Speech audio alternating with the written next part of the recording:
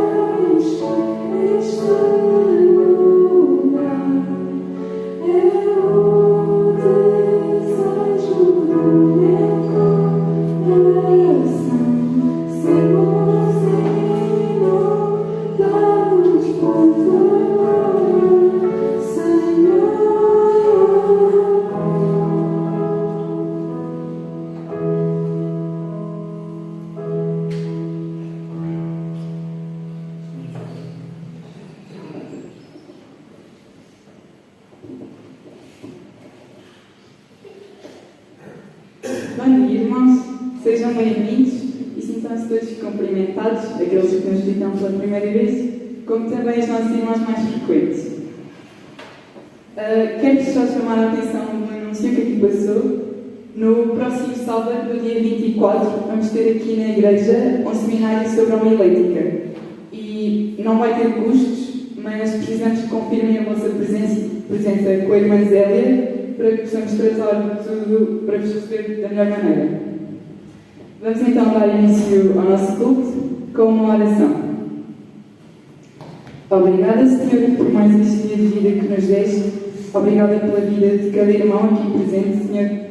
Agradeço-te porque vivemos num país em que podemos ir até a tua casa de oração em paz, porque o podemos fazer de forma livre, sem termos qualquer tipo de preocupação em vir louvar e aprender mais sobre ti. Eu quero agora te pedir, Senhor, que sejas com este culto, recebas o nosso louvor e a nossa gratidão. Peço-te que sejas também com a mensagem e com o pregador, que a mensagem chegue até nós e que possamos, de alguma maneira, aplicar à nossa vida, Pai.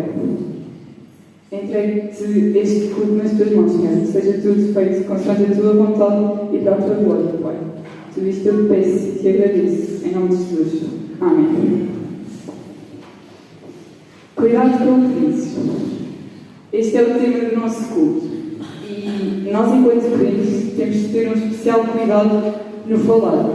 Porque, sendo um dos nossos objetivos a expansão da palavra do Senhor, temos de escolher a maneira correta de o fazer. Nós também queremos ser agradáveis aos olhos de Deus em todos os sentidos. E desta maneira devemos desejar e assim pôr em prática que as nossas palavras vão de encontro às nossas ações, de uma maneira correta, para que o nosso testemunho seja um bom testemunho e não um testemunho hipócrita.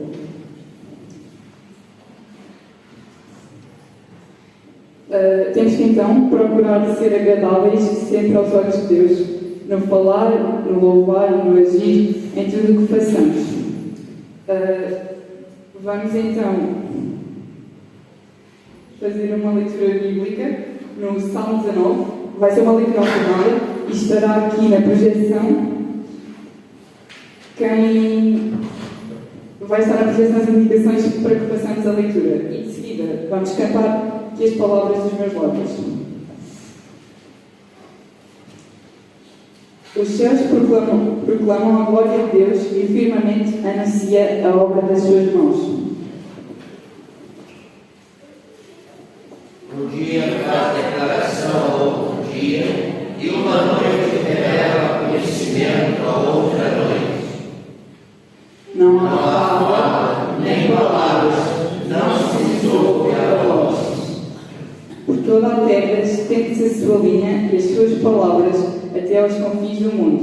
Neles pôs uma tenda para o sol. Qual noivo que sai do seu tralo e se alegra com o herói da sua carreira. A sua saída é desde a extremidade dos céus e o seu curso até a extremidade de Deus. E nada se compara ao seu calor. A lei do Senhor é perfeita e refrigera a alma. O testemunho do Senhor é fiel e dá sabedoria aos simples. Os desejos do Senhor são retos e alegram o coração. O mandamento do Senhor é puro e alunia os olhos. O temor do Senhor é limpo e permanece para sempre.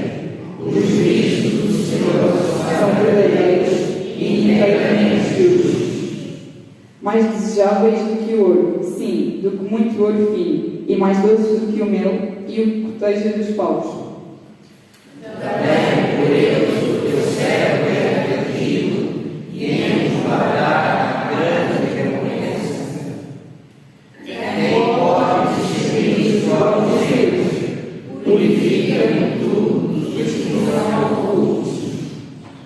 Também bem acabados, desnudados, guardam os céus. Para que não se extinguem em mim, então serei perfeito e ficarei limpo e grande tradição. Sejam agradáveis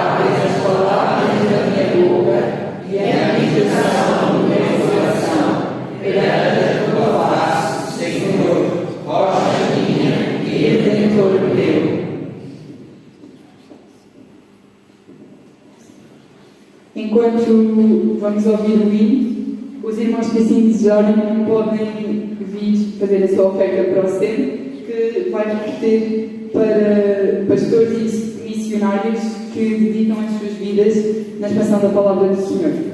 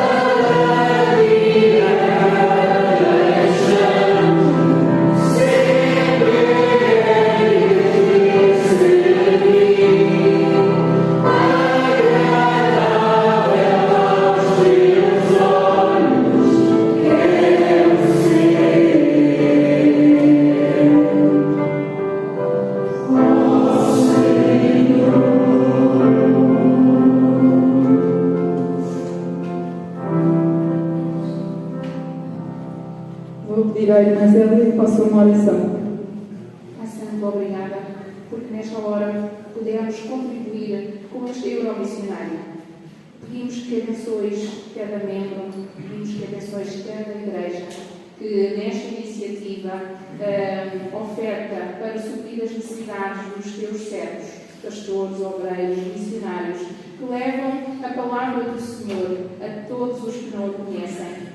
Sê com cada um deles, abençoa-os, bem como as suas famílias, que as dificuldades possam ser ultrapassadas, que o coração possa sentir-se alegre diariamente e as suas forças redobradas.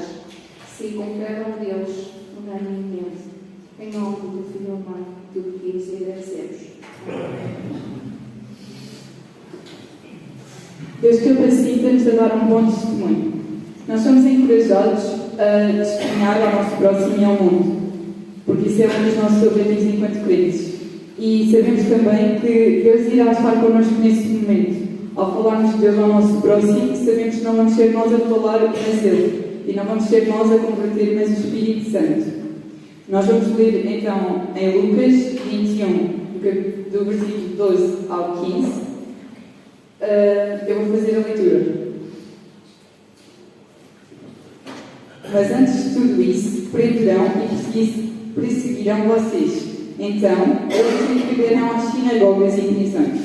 E vocês serão levados à presença de reis e governadores. Tudo por causa do meu nome. Será para vocês uma oportunidade de dar testemunho, mas convençam-se de uma vez, de que não devem preocupar-se com o que dirão para se defender, pois eu vos darei palavras de sabedoria a que nenhum dos seus adversários será capaz de resistir ou contradizer. Vamos agora cantar um hino, que já foi cá cantado na igreja, mas foi há algum tempo, então vamos recordar. É o Poder para Testemunhar e tem uma organização diferente. Aqui na primeira estrofe e na terceira é alternado, ou seja, nós repetimos os versos e eu digo o primeiro e a congregação, acompanhada da irmã Zélia, vão dizer o segundo. Depois no refrão, que é tudo o que eu sou para teu louvor, juntamos outra vez as vozes.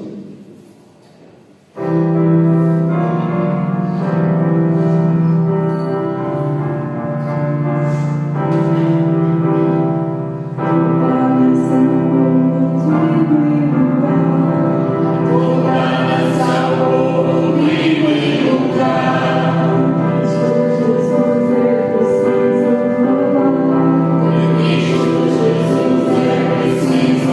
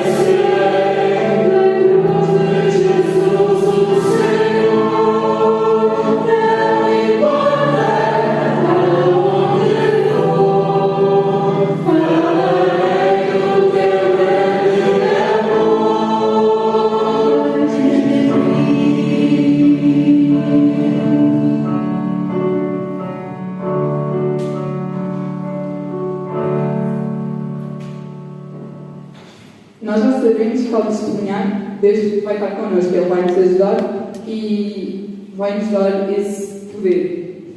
Então, se sabemos que temos o apoio dele, o que é que nos está a impedir de não o fazer? O que é que nos está a impedir de falar? Vamos ler Mateus 20, no capítulo 28, os versículos 16 a 20, e de seguida vamos entoar o hino número 538 do HCC, Fala em Monte Calço, e vamos também fazer o levantamento das ofertas. Então, vou ler.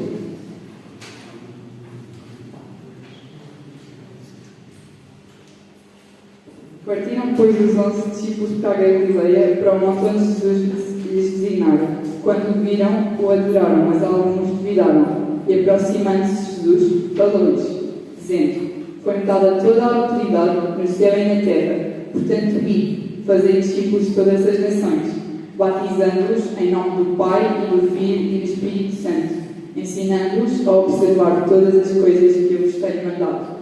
E eis que eu estou convosco todos os dias, até à consumação dos séculos.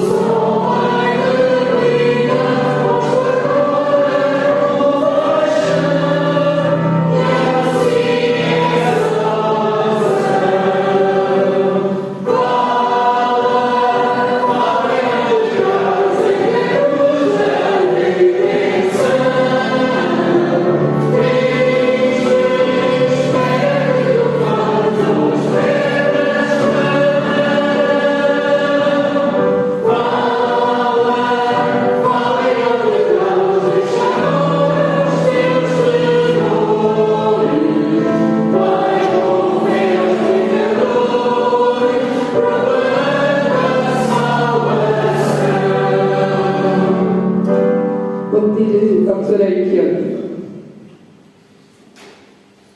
Pai Santo, nesta hora, Pai, queremos te agradecer por mais este dia que tu estás-nos a conceder de vida, que tu és o Criador da nossa vida. Obrigado, Pai, porque também um dia mandaste o teu Filho, Pai, para nos resgatar, para nos dar a salvação da nossa alma, Pai. Ó Pai, queremos te agradecer também pelo privilégio que estás-nos a dar, podemos estar aqui todos reunidos, Pai, no teu santo nome, Pai, com o propósito de te louvar, bem dizer o teu nome acima de tudo e todas as coisas como tu mereces, Pai. Queremos te agradecer por tudo, queremos te agradecer por estas ofertas e estes dízimos, Pai, que possas ser com cada alma que contribuiu, Pai, para a tua obra, Pai, e que ajuda-nos, Pai, sempre que cada cêntimo, Pai, que seja bem emprego na tua obra, Pai, na beneficência, na manutenção do teu tempo, ó Pai, e também para podermos espalhar o Evangelho aqui em Via de Leiria, não só em Via de Leiria, mas a cada alma que se cruza connosco, Pai, que sejas connosco. No nome do Filho amado Jesus Cristo, tudo isto pedimos e tudo te agradecemos sempre com o perdão dos nossos pecados. Amém. Vou então passar a palavra ao pastor Marcos e vamos ouvir a mensagem.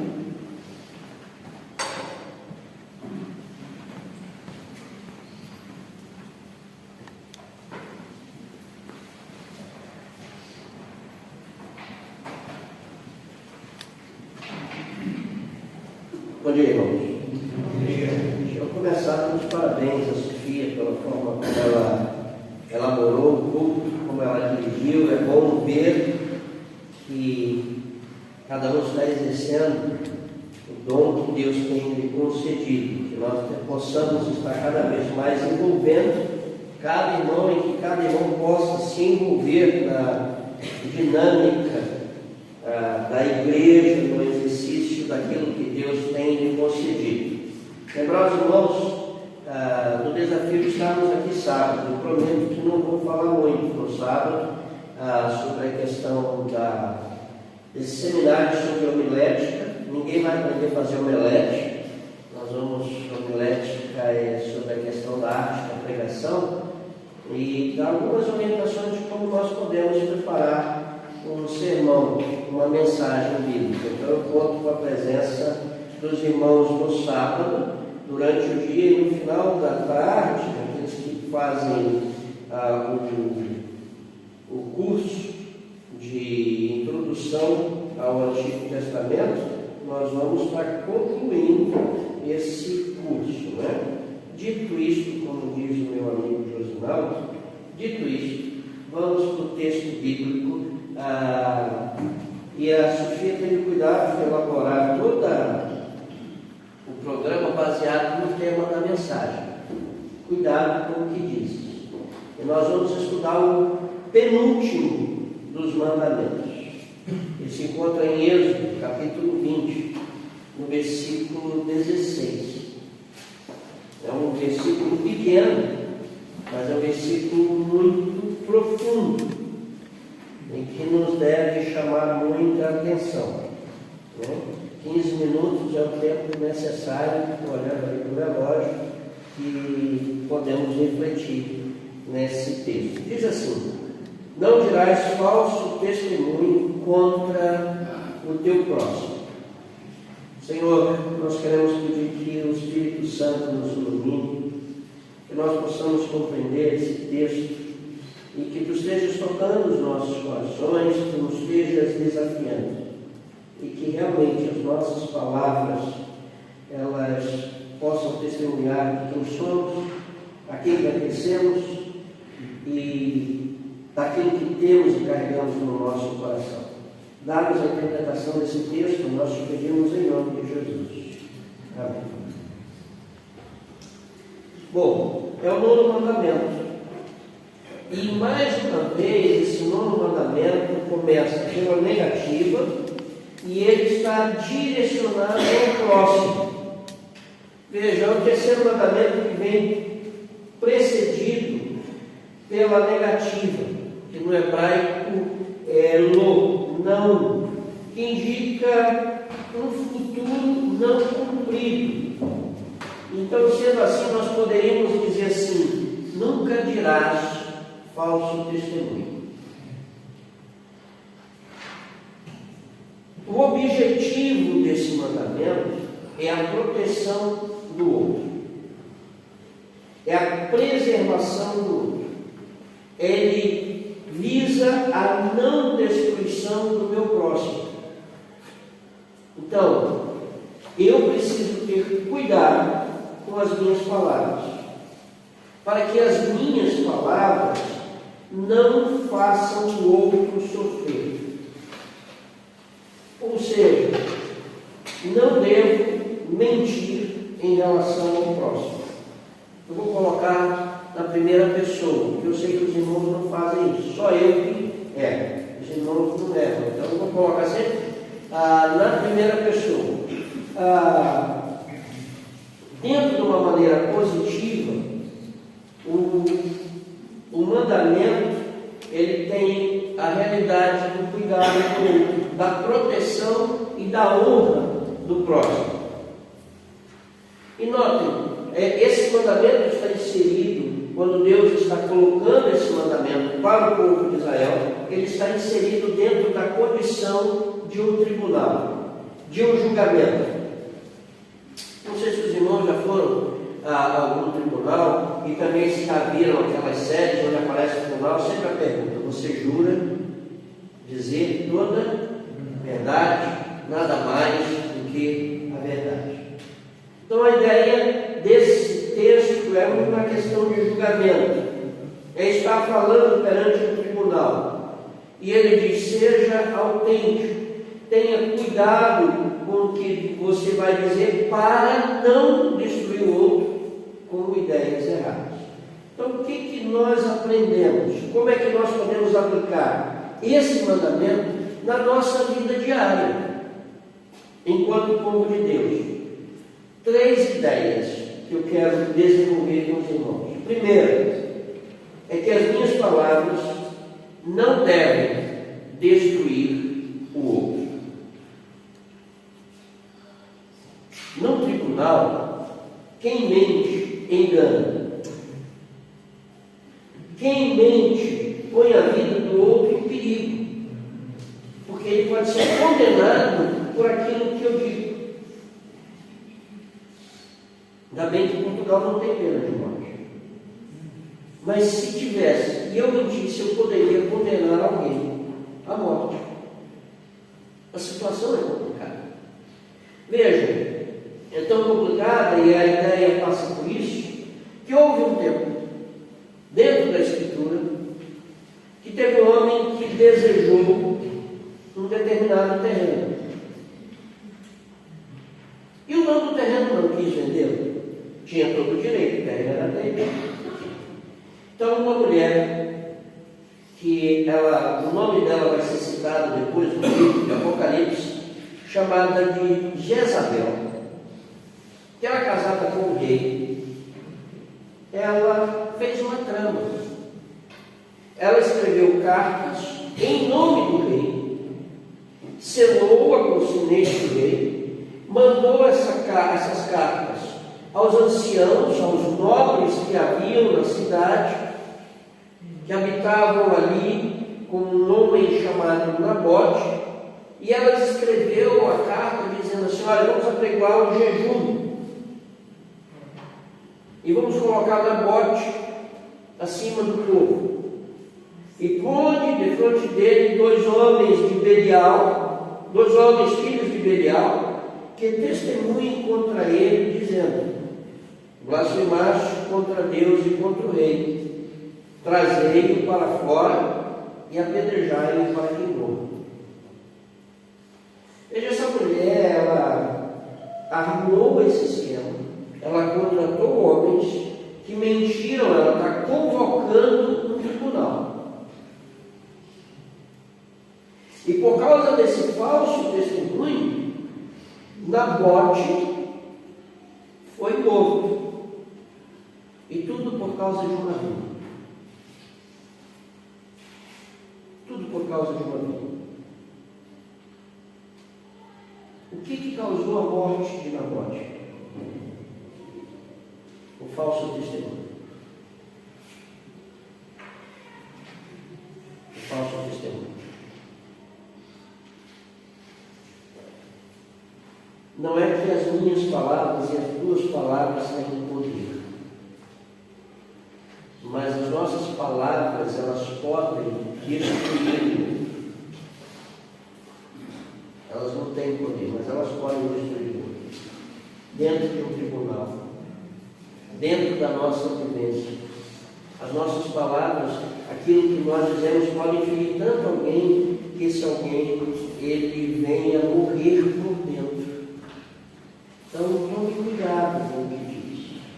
Porque, como eu disse, as minhas palavras, elas não podem destruir o outro. A segunda realidade que esse texto ensina é que as minhas palavras, elas devem ser verdadeiras. Ou seja, é uma questão de honestidade. É uma questão de caráter. É preciso nós termos cuidado com o que dizemos e assumir aquilo que falamos, para mostrar que nós pertencemos a Deus, mesmo que tenhamos que sofrer consequências daquilo que dizemos. Nós estamos estudando o livro de Salmos, já passamos por esse salmo, mas ele é muito bonito. Ele fala do verdadeiro cidadão do céu, daquele que pode entrar na presença de Deus. Foi escrito por Davi. E quando chega o verso 3 e o verso 4, é muito bonito.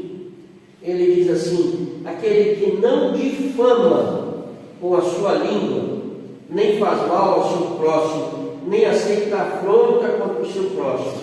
Ele não só não usa suas palavras para ofender os outros, como também não aceita que os outros tragam palavras que destruam a vida dos outros.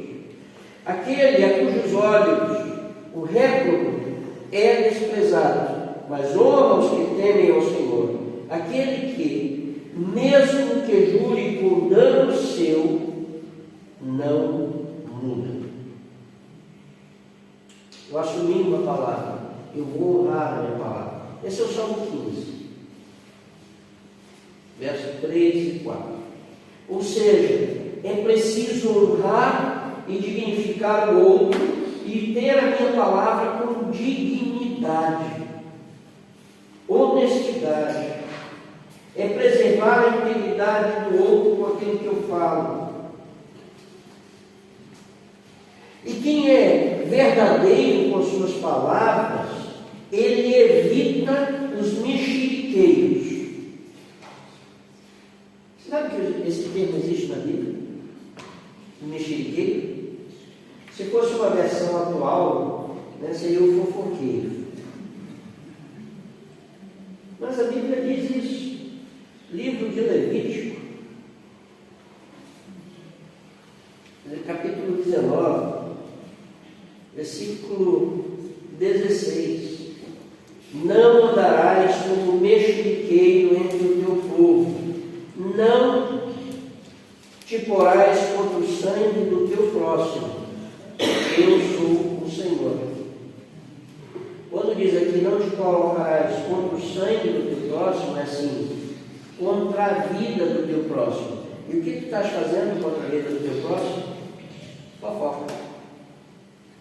É engraçado que as nossas igrejas têm a capacidade de fazer aquele culto quando alguém supostamente pega alguma coisa grave. A assembleia de igreja, esse irmão tem que ser excluído, desligado do hall de membro, mas nós não fazemos isso com o mexeriqueiro. O livro de Provérbios diz que há 6 coisas que Deus condena, e a 7ª ele abomina. Os irmãos sabem qual é a 7ª que ele abomina? Aquele que faz contenda entre os seus irmãos. Aquela pessoa que leva atrás.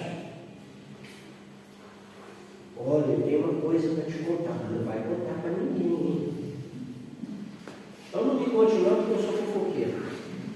Não sou baú para guardar segredo. Lembra aquela anedota de que 3 diáconos foram pescar? Aí estavam ali, não pegavam nada com as varas e tudo. Aí um diácono diz assim: olha, a Escritura diz que a gente deve confessar o nosso pecado aos outros. Vamos aproveitar aqui que nós estamos só nós 3, vamos fazer esse exercício, essa prática. Aí os outros dizem: ah, sim, vamos. Aí ele disse: então começo eu. Deu a ideia e começo eu. Ele era o tesoureiro.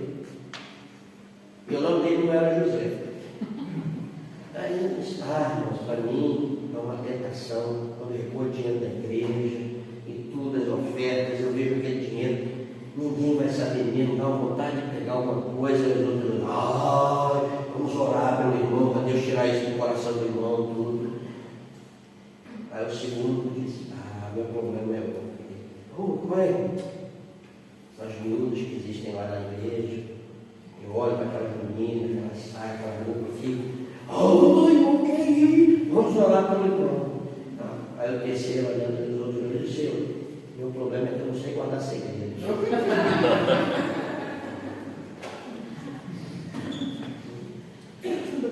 as minhas palavras, elas precisam ser verdadeiras.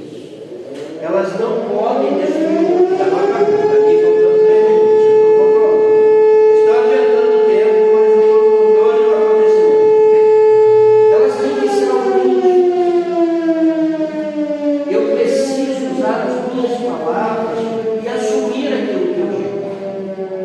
Se quer acabar com a história de mexerico, olha, eu tenho que te falar uma coisa sobre fulano. Peraí.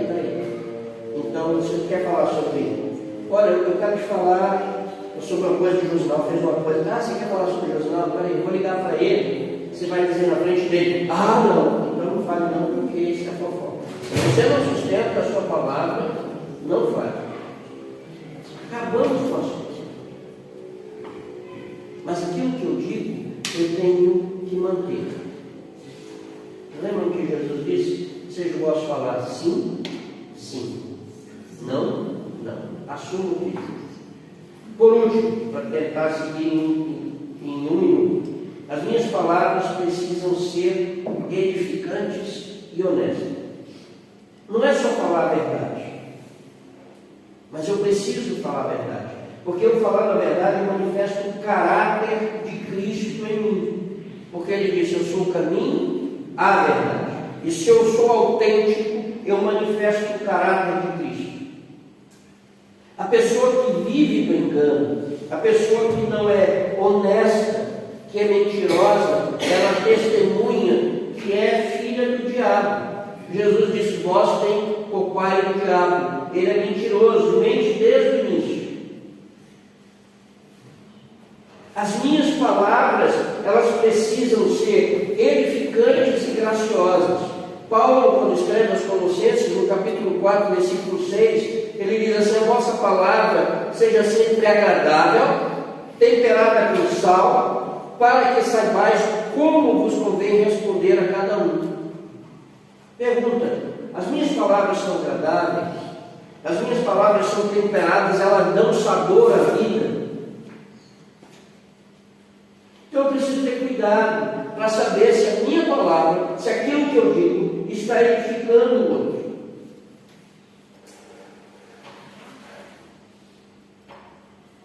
Então vamos recordar aquilo que foi dito. Minhas palavras não devem destruir o outro. As minhas palavras precisam ser verdadeiras. E as minhas palavras precisam ser edificantes e honestas. Concluo. É preciso ter cuidado com o que falamos. Porque nós falamos do que o coração está cheio. Nós falamos do que o coração está cheio. Tanto é verdade que um certo grupo musical foi cantado na igreja. E aquele jovem que foi falar, não é, agradecendo o convite que o grupo musical teve, ele disse: meus irmãos, que bom poder estar nessa igreja, é uma alegria. Aí faltou a luz. Quando faltou a luz, né, os microfones desligados, eles soltam o maior palavrão do mundo. Eu não vou citar aqui, eu sei qual palavra, mas não vou dizer que os irmãos vão ficar penalizados em tudo. Eu sei que os irmãos também sabem, mas é assim, eu não digo essas coisas, mas sabem todas elas. Aí ele soltou aquele. Só que ele soltou, o pastor ouviu, e a luz em seguida voltou. Ele disse, como ele dizendo, uma alegria, pastor, isso não pode estar sendo um canto a mais. Sabe, nós vamos falar do que o coração está cheio. Quem está cheio de Deus, fala das coisas de Deus. E o apóstolo Paulo, ele nos faz uma advertência. Ele diz assim: e tudo que fizerem, disserem. Veja, fizerem e disserem, façam em nome do Senhor Jesus, dando graças a Deus, o Pai, por meio dele. Colossenses 3,17. Cuidado com o que tu dizes, porque aquilo que tu dizes vai testemunhar do que o teu coração está achando e vai dizer se tu és de Deus ou não. Autenticidade e verdade. Que não usemos as nossas palavras para ferir e destruir o outro. Amém? Senhor, nós te agradecemos pela tua palavra. E queremos te pedir em nome de Jesus que tudo o que dissermos seja para a honra e glória do teu nome. Despede-nos agora em paz para os nossos lares. Que o amor, a graça, a consolação e a comunhão do Deus Trino esteja com esta igreja e com o povo de Deus espalhado na face da terra, hoje e sempre. Amém. Vamos orar por todos.